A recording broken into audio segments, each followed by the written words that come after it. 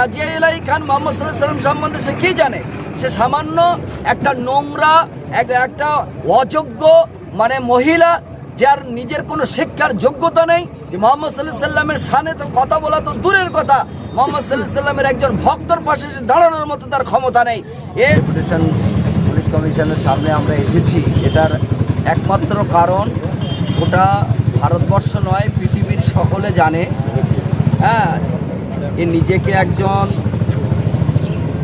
ভুয়া অ্যাডভোকেট, নিজেকে বড় বড় অ্যাডভোকেট বলে দাবি করে। আজও পর্যন্ত দেখলাম না যে কোনো কোর্টে সে কোনো কেস লড়েছে বা কিছু।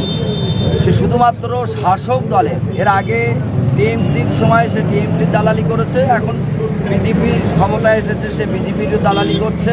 এবং তার একটাই কাজ, সে ঘরের ভিতরে বসে দুই একজন সাংবাদিককে ডেকে যে মুসলমানকে আঘাত করতে হবে, ফেমাস হতে হবে। ফেমাস হতে গেলে কাকে আঘাত করতে হবে? মুসলমানদের আঘাত করতে হবে। মুসলমানদের সব থেকে মহাব্বতের মানুষকে মুহাম্মদ সাল্লাল্লাহু আলাইহি ওয়াসাল্লাম, তার উপরেই আঘাত করতে হবে, ব্যাস।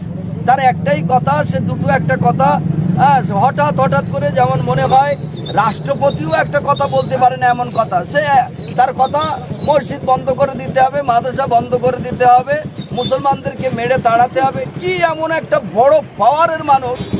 এরকম একটা নোংরা চরিত্র যে রাসূল সাল্লাল্লাহু আলাইহি ওয়াসাল্লামের এবং আম্মাজান আয়েশা সিদ্দিকার নিয়ে কুরুচিকর কথা বলেছে, যেটা ফেসবুকে বারবার ঘুরছে।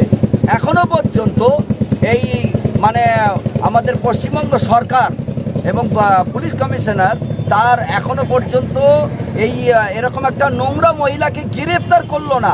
সেই রকম একটা মহান মানবের বিরুদ্ধে কথা বলেছে, এখনো পর্যন্ত তার গ্রেফতার হলো না, তার নামে একটা কথা হলো না। এটা তো ভাবা যায় না, একটা আশ্চর্যের বিষয়, একটা বড় অনুতাপের বিষয়। আমরা তো কোনো অশান্তির জায়গায় যেতে চাচ্ছি না।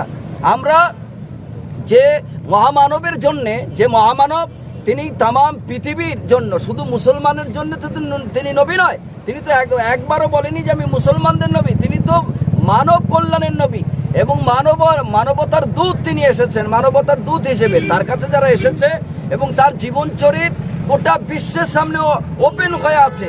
তার জীবনচরিত একটা দুটো ভাষায় নয়, পৃথিবীর যত ল্যাঙ্গুয়েজ আছে সমস্ত ল্যাঙ্গুয়েজে তার ভাষা তার জীবনচরিত লেখা আছে। এই নাজিয়া ইলাহি খান মোহাম্মদ সাল্লাল্লাহু আলাইহি ওয়াসাল্লাম সম্বন্ধে সে কি জানে? সে সামান্য একটা নোংরা একটা অযোগ্য মহিলা, যার নিজের কোনো শিক্ষার যোগ্যতা নেই, যে মোহাম্মদ সাল্লাল্লাহু আলাইহি ওয়াসাল্লামের শানে তো কথা বলা তো দূরের কথা, মোহাম্মদ সাল্লাল্লাহু আলাইহি ওয়াসাল্লামের একজন ভক্তর পাশে দাঁড়ানোর মতো তার ক্ষমতা নেই।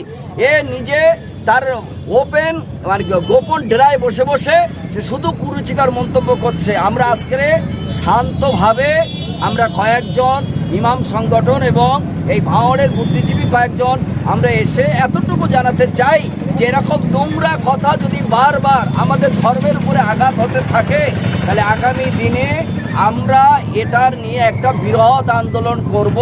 যে আন্দোলন করলে হয়তো বাস্তব জীবনে, কর্মজীবনে রাস্তাঘাট অবরোধ হয়ে যাবে এবং সেটা আমাদের তখন হয়তো আমাদের বিরুদ্ধে একটা বড় একটা আইনি প্রক্রিয়া খাড়া হতে পারে। তাই আমরা শান্তভাবে এটা আমরা পুলিশ প্রশাসনের মাধ্যমে মাননীয় শুভেন্দু মহাশয়কে আমরা এটা জানাতে চাই যে আপনি অবিলম্বে এরকম নোংরা বর্বর চরিত্র মহিলাকে আপনি আপনার যে জায়গা আছে যেটা শান্তভাবে থাকা যায়, যেটা হচ্ছে সেন্টার জেল, আপনি তাকে অবিলম্বে সেখানে গ্রেফতার করুন।